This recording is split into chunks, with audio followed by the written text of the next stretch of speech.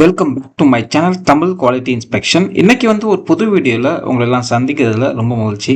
இன்னைக்கு நம்ம டாபிக் என்ன, எதை பற்றி பார்க்க போகிறோம் அப்படின்னா, சவுதி அரேபியாவோட சிபிடி கொஸ்டின்ஸ் வெல்டிங்க்கும் என்டிடியும். ஸோ இதில் என்னென்னலாம் கேட்பாங்க, என்னென்ன கொஸ்டின்லாம் கேட்டிருக்காங்க, ஸோ அதை பற்றி நம்ம வந்து டிஸ்கஸ் பண்ண போகிறோம். ஓகேங்களா? ஸோ அடுத்தடுத்த வீடியோவில் நம்ம வந்து 2020 கொஸ்டினாக வந்து பார்ப்போம். வாங்க வீடியோக்குள்ளே போகலாம்.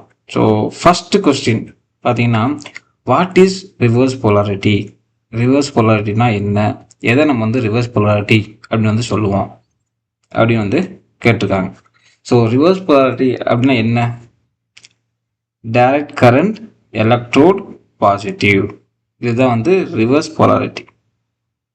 சரிங்களா? எலக்ட்ரோட் வந்து பாசிட்டிவ் டெர்மினலில் கனெக்ட் ஆயிருந்துச்சு அப்படின்னா அது ரிவர்ஸ் போலாரிட்டி. ஓகேங்களா? ஸோ டிசிஇபி அதான் வந்து answer. Direct current electrode positive. ஓகேங்களா? அடுத்து நெக்ஸ்ட் கொஸ்டின் பார்த்தீங்கன்னா, what polarity is used for tungsten electrode for GTA process? So நம்ம வந்து GTA processor tungsten electrode use பண்ண ஹெல்ப் பண்ணுறோம். ஸோ அதுக்கு என்ன பொலாரிட்டி யூஸ் பண்ணுறாங்க அப்படின்னு வந்து கேட்குறாங்க. என்ன பொலாரிட்டி யூஸ் பண்ணுவோம்? ஸ்ட்ரெயிட் பொலாரிட்டி யூஸ் பண்ணுவோம். டிசிஇஎன் ஸ்ட்ரெயிட் பொலாரிட்டி. ஏன்னு வந்து தெரிஞ்சுக்கணுன்னா நான் வந்து ஒரு வீடியோ போட்டிருக்கேன். சரிங்களா? ஸோ ஏன்னா வந்து நீங்கள் டைரக்ட் கரண்ட் எலக்ட்ரோட் பாசிட்டிவ் நீங்கள் வந்து கனெக்ட் பண்ணும்போது உங்களுக்கு வந்து டங்ஸ்டன் எலக்ட்ரோட் வந்து மெல்ட் ஆகிறதுக்கு சான்சஸ் இருக்குது. சரிங்களா? மெல்ட் ஆகும். ஸோ அதனால தான் வந்து நம்ம வந்து ஜீட்டாவில் அவங்களுக்கு வந்து டிசிஇஎன் தான் வந்து அதிகமாக வந்து ஃபாலோ பண்ணுவோம். சரிங்களா? Straight polarity. அடுத்து பார்த்தீங்கன்னா, RT acceptance criteria for process piping. So process பைப்பிங்க்கு சரிங்களா, ஆர்டி அக்செப்டன்ஸ் க்ரைட்டீரியா எங்கே இருந்து எடுப்பீங்க? ப்ராசஸ் பைப்பிங்க்கு எந்த ஸ்டாண்டர்ட்லேருந்து எடுப்பீங்க அப்படின்னு வந்து கேட்டுருக்காங்க. ஸோ ப்ராசஸ் பைப்பிங் என்ன ஸ்டாண்டர்ட்? ASME B31.3. ஸோ அதில் எங்கே போய் எடுப்பீங்க இந்த அக்செப்டன்ஸ் க்ரைட்டீரியா ஆர்டிக்கு அப்படின்னு பார்த்தீங்கன்னா, டேபிள் 341.3.2. ஸோ இந்த டேபிளில் தான் வந்து க்ரைட்டீரியா வந்து கொடுத்துருக்காங்க. ஸோ அங்கே தான் வந்து போய் எடுக்கணும். ஸோ இந்த மாதிரி கொஸ்டின் வந்து கேட்குறாங்க. சரிங்களா? அடுத்து question number 4, what is defect? டிஃபெக்ட்னா என்ன அப்படின்னு வந்து கேட்குறாங்க. டிஃபெக்ட்னா என்ன அப்படின்னா, எந்த ஒரு டிஸ்கன்டினியூட்டி வந்து உங்களுக்கு வந்து not acceptable the standards, unacceptable by the ஸ்டாண்டர்ட்னா அதுதான் வந்து டிஃபெக்ட். சரிங்களா? ஸோ கிராக்கு, சரிங்களா, all discontinuities affecting the quality of the weld metal and unacceptable imperfection, அதுதான் வந்து டிஃபெக்ட். சரிங்களா? எந்த டிஸ்கண்டினியூட்டி வந்து உங்களுக்கு அந்த ஸ்டாண்டர்டில் அந்த க்ரைட்டீரியா விட்டு தாண்டி போகுது, சரிங்களா, அதெல்லாமே வந்து டிஃபெக்ட், அதெல்லாமே rejection. We should do rework. Next, what is the best NDT method for finding the lamination on non-beveled pipe? So non-beveled pipe, so அதில் வந்து லேமினேஷன் வந்து செக் பண்ணணும். ஸோ எந்த என்டிடி மெத்தட் வந்து ரொம்ப சூட்டபுளாக இருக்கும்? லேமினேஷன்னே நம்ம ஞாபகம் வச்சுக்கிட்டாலே யூடி தான் வந்து பெர்ஃபெக்ட் மெத்தட் லேமினேஷனுக்கு. நீங்கள் பிளேட்டில் லேமினேஷன், சரிங்களா, பைப்பில் வந்து லேமினேஷன் செக் பண்ணோம் அப்படின்னா யூடி தான் வந்து பெஸ்ட்டு சூட்டபுள் மெத்தட். சரிங்களா? அப்புறம் வந்து இந்த பெவல் எடுப்பாங்கள்ல, பெவல் எடுத்துட்டு அதில் வந்து என்டிடி வந்து செக் பண்ணுவோம். ஸோ அதில் வந்து எந்த மெத்தட் சூட்டபுள் அப்படின்னு பார்த்தீங்கன்னா, நார்மலாக வந்து டை பெயிண்ட் டெஸ்ட் டிபிடி பண்ணுறாங்க, அப்படி இல்லைன்னா எம்பிஏ பண்ணுறாங்க. ரெண்டுமே வந்து உங்களை வந்து கம்மி பண்ணி எவ்வளோ பண்ணுறாங்க. ஓகேங்களா? ஸோ மோஸ்ட்லி பார்த்தீங்கன்னா டிபிடி வந்து பண்ணுவாங்க பெவலுக்கு. ஸோ ஸோ லேமினேஷனுக்கு நீங்கள் பார்த்தீங்கன்னா பெஸ்ட்டு என்டிடி மெத்தட் வந்து யூடி, அல்ட்ராசோனிக் டெஸ்டிங். ஓகேங்களா? இப்போ வந்து டங்ஸ்டன் எலக்ட்ரோடு வந்து பார்த்துருப்பீங்க ஜீட்டா ப்ராசஸில். ஸோ அது டங்ஸ்டன் எலக்ட்ரோடா? இப்போ வந்து அதில் வந்து என்ன மெட்டீரியல் இருக்குது, என்ன மெட்டீரியல் யூஸ் பண்ணியிருக்காங்க அந்த டங்ஸ்டன் எலக்ட்ரோடில் அப்படின்னு தெரிஞ்சுக்கோம். ஸோ கலர் கோடை வச்சு நம்ம வந்து டிஃப்ரென்ஷியேட் பண்ணுவோம். So what is green strip in tungsten electrode? இப்போது டங்ஸ்டன் எலக்ட்ரோடில் வந்து க்ரீன் அட் த எண்டில் வந்து க்ரீன் கலரில் வந்து பெயிண்ட் பண்ணியிருக்காங்க. ஸோ எதுக்கு பெயிண்ட் பண்ணியிருக்காங்க? ஐடென்டிஃபிகேஷன், என்ன மெட்டீரியல் வந்து அதில் இருக்குது. சரிங்களா? ஸோ க்ரீனுக்கு என்ன மெட்டீரியல் யூஸ் பண்ணியிருக்காங்க அப்படின்னு பார்த்தீங்கன்னா இதுதான் வந்து கலர் கோடு. க்ரீனுக்கு உங்களுக்கு வந்து பியூர் டங்ஸ்டன் தான் வந்து க்ரீன். ஸோ அதான் வந்து ஆன்சர். இதுவே ரெட் கலரில் இருந்துச்சு அப்படின்னா டங்ஸ்டனோட 2% வந்து தோரியேட்டட் ஆட் பண்ணியிருக்காங்க. எல்லோனா 1% தோரியேட்டட் ஆட் பண்ணியிருக்காங்க. ஒயிட்னா 1% சிர்கோனைட்டட் ஆட் பண்ணியிருக்காங்க. ஸோ அதுக்கப்புறம் கோல்டு கலர்னா லேந்தனேட்டட் 15%, ப்ளூ கலர்னா லேந்தனைட் 2%, 1% லேந்தனைட்னா பிளாக் கலர், 2% செரியேட்டட்னா கிரே கலர். ஸோ எப்படி ஆட் பண்ணியிருக்காங்களோ அதை பொறுத்து உங்கள் கலர் கோட் வந்து கொடுத்துருக்காங்க. ஸோ க்ரீன்னா பியூர் டங்ஸ்டன், அதை நான் வச்சுக்கணும். சரியா? அடுத்து what is essential variable and நான் எசென்சியல் வேரியபிள்? இது எல்லா இன்டர்வியூ கொஸ்டின்லையும் கேட்பாங்க. ஸோ சிபிடி கொஸ்டின்ஸ்லையும் வந்து கேட்டிருக்காங்க. ஸோ எந்த வேரியபிள் வந்து சரிங்களா மெக்கானிக்கல் ப்ராப்பர்ட்டிஸை அஃபெக்ட் பண்ணுதோ, சரிங்களா, இப்போ வெல்டிங் எடுத்திங்கன்னா வெல்லோட மெக்கானிக்கல் ப்ராப்பர்ட்டிஸ் அஃபெக்ட் பண்ணுதோ, ஸோ அதெல்லாம் அந்த வேரியபிள்ஸ் எல்லாம் எசென்சியல் வேரியபிள். நான் எசென்சியல் வேரியபிள் என்னன்னா, ஸோ அது சேஞ்ச் ஆனாலும் எந்த ஒரு உங்களுக்கு இம்பேக்ட் வந்து வெல் மெட்டலுக்கு வராது. ஸோ அதை வந்து நான் எசென்சியல் வேரியபிள். எசென்சியல் வேரியபிள்னா அந்த வேரியபிள் சேஞ்ச் ஆச்சு அப்படின்னா கண்டிப்பாக வந்து உங்களுக்கு வந்து மெக்கானிக்கல் ப்ராப்பர்ட்டிஸ் வந்து சேஞ்ச் ஆகும். ஸோ அதனால் உங்களுக்கு ப்ராப்பர்ட்டிஸ் வந்து அஃபெக்ட் ஆகும்.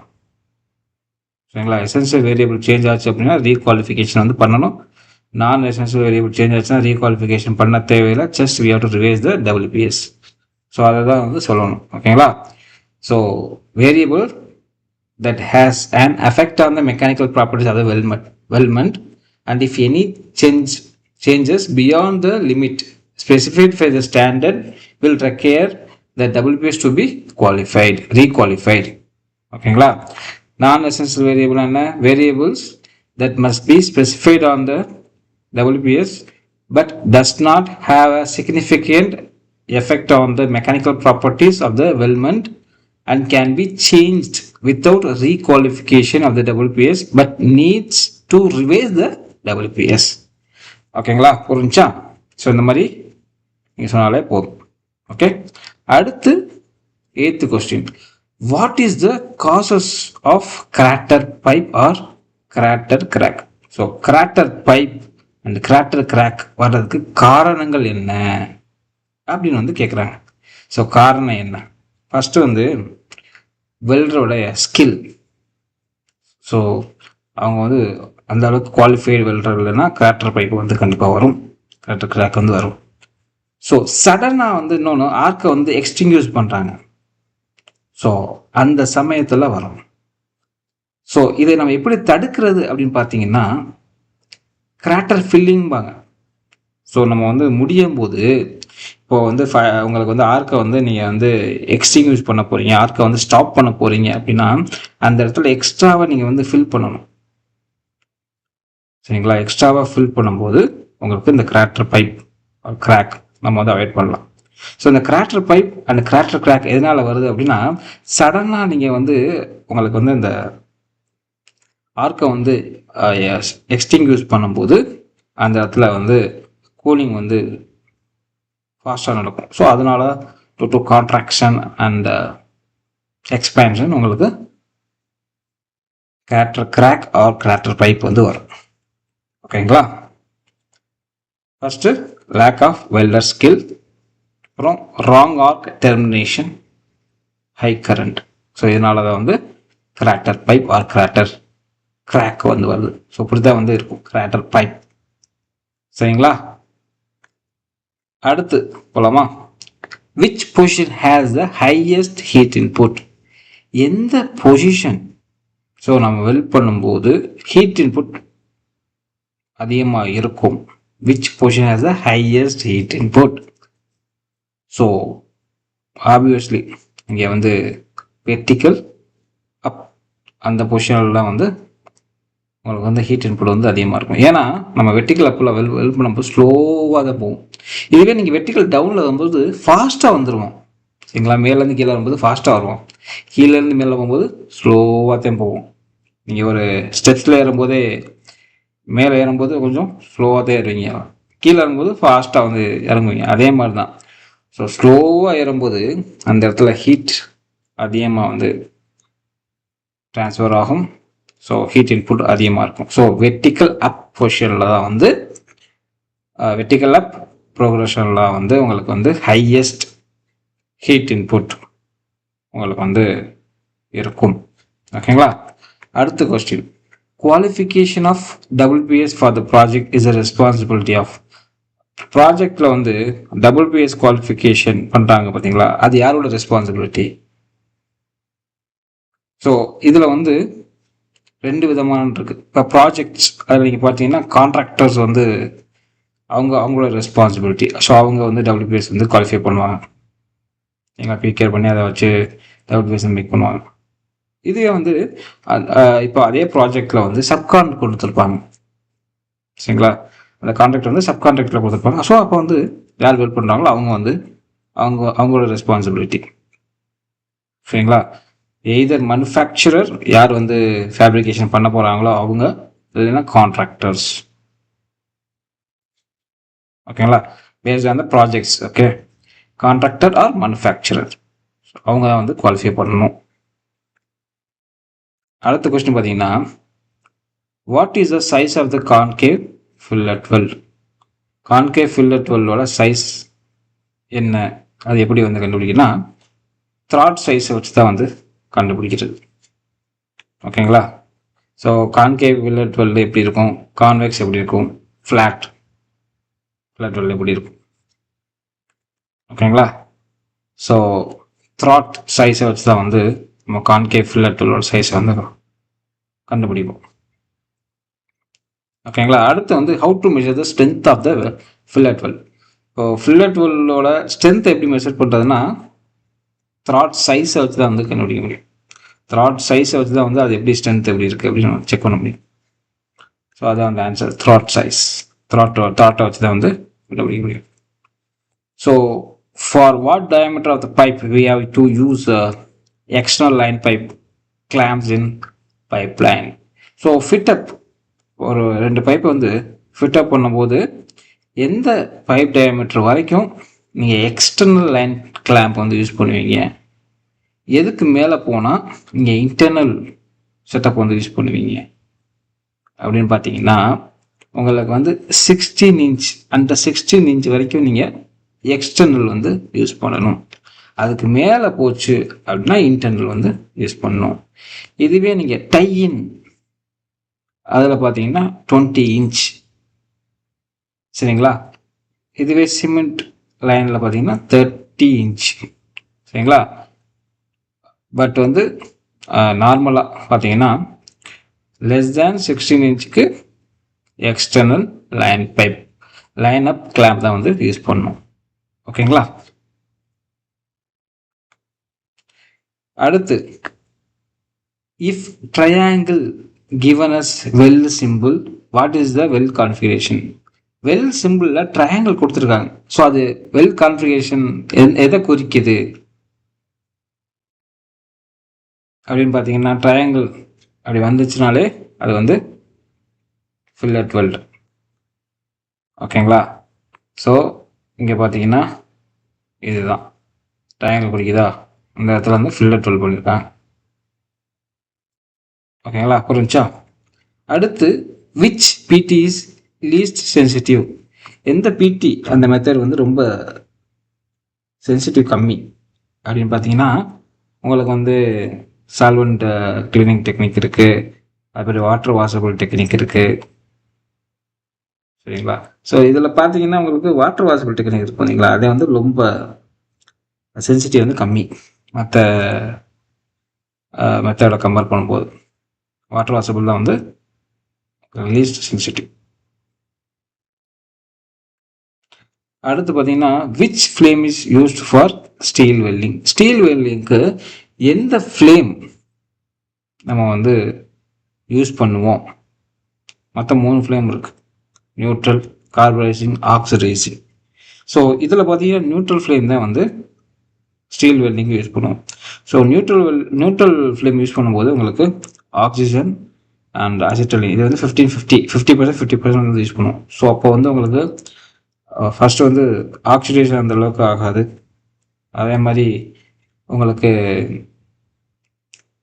அசிட்டலின் அதிகமாக போகாதுல்ல. ஸோ அசிட்டலின் அதிகமாக வந்து போச்சு அப்படின்னா உங்களுக்கு அந்த கார்பரைசிங் ஃப்ளேம் வந்து ஃபார்ம் ஆகும். ஸோ அதனால உங்களுக்கு கார்பன் வந்து அந்த வெல் மெட்டலில் வந்து அதிகமாக வந்து சேரும். அதனால வந்து உங்களுக்கு ப்ராப்பர்ட்டிஸ் வெல் மெட்டல் ப்ராப்பர்ட்டிஸ் வந்து சேஞ்ச் ஆகும். ஸோ மோஸ்ட்டாக நீங்கள் வந்து ஸ்டீல் வெல்டிங்க்கு நியூட்ரல் ஃப்ளேம் தான் யூஸ் பண்ணுவாங்க. ஃபர்ஸ்ட் வந்து to reduce the oxidation and also improve the properties of the weld. சரிங்களா? அதே மாதிரி உங்களுக்கு இந்த ஃப்ளேம் வந்து ரொம்ப ஸ்டேபிளாகவும் இருக்கும். ஓகேங்களா? அடுத்து பார்த்தீங்கன்னா, த temperature in a multi-run weld and adjacent parent metal immediately prior to application of the next run. So இப்போ வந்து ஒரு டெம்பரேச்சர், ஓகேங்களா, நெக்ஸ்ட் ரன் அடிக்கிறதுக்கு முன்னாடி நம்ம வந்து செக் பண்ணுவோம். ஸோ மல்டி ரன் வெல் அடிக்கும்போது நெக்ஸ்ட் ரன் அடிக்கிறதுக்கு முன்னாடி செக் பண்ணுவோம் அது என்ன டெம்பரேச்சர் அப்படின்னு கேட்குறாங்க. ஸோ எல்லாருக்குமே தெரியும். So that is preheat temperature. Next pass, சரிங்களா, நெக்ஸ்ட் ரன் அடிக்கிறதுக்கு முன்னாடி நம்ம வந்து டெம்பரேச்சர் வந்து மெஷர் பண்ணுவோம். ஸோ அதுதான் வந்து இன்டர் பாஸ் டெம்பரேச்சர். சரிங்களா? வெல் பண்ணுறதுக்கு முன்னாடி நம்ம ஹீட் பண்ணுறது வந்து ப்ரீ ஹீட். ஓகேங்களா? அடுத்து பார்த்தீங்கன்னா, what is the angle for 6G qualification test coupon. இப்போ வந்து 6G பொசிஷனில் வெல் பண்ண போகிறீங்க, அதோடைய டெஸ்ட் கூப்பன் வந்து எந்த ஆங்கிளில் வந்து வச்சு வெல் பண்ணணும்? 45 டிகிரி. அப்சல்யூட்லி 45 டிகிரி அந்த ஆங்கிள் வச்சு தான் வந்து வெல் பண்ணுவோம். ஓகேங்களா? புரிஞ்சா? அடுத்து, what will you check in electrode after removal from container. So கண்டெய்னர்லேருந்து எலக்ட்ரோடை வந்து எடுக்கிறீங்க. ஸோ என்னென்னலாம் செக் பண்ணுவீங்கன்னா, கலர் கோட், சரிங்களா, அடுத்து என்ன AWS class, manufacturing marking. So இது எல்லாமே வந்து செக் பண்ணோம். அடுத்து பார்த்தீங்கன்னா, which document will be referred by welding inspectors. So welding inspectors என்னென்ன டாக்குமெண்ட்லாம் ரெஃபர் பண்ணுவாங்க நார்மலாக பார்த்தீங்கன்னா, ஃபஸ்ட்டு வந்து PQR, தென் WPS, அப்புறம் வெல்டர் குவாலிஃபிகேஷன் டெஸ்ட். சரிங்களா? ஸோ இந்த 3 டாக்குமெண்ட்டையும் ரெஃபர் பண்ணுவாங்க. சரிங்களா? வெல்டர் குவாலிஃபிகேஷன் டெஸ்ட்டு, அதுக்கப்புறம் WPS, PQR.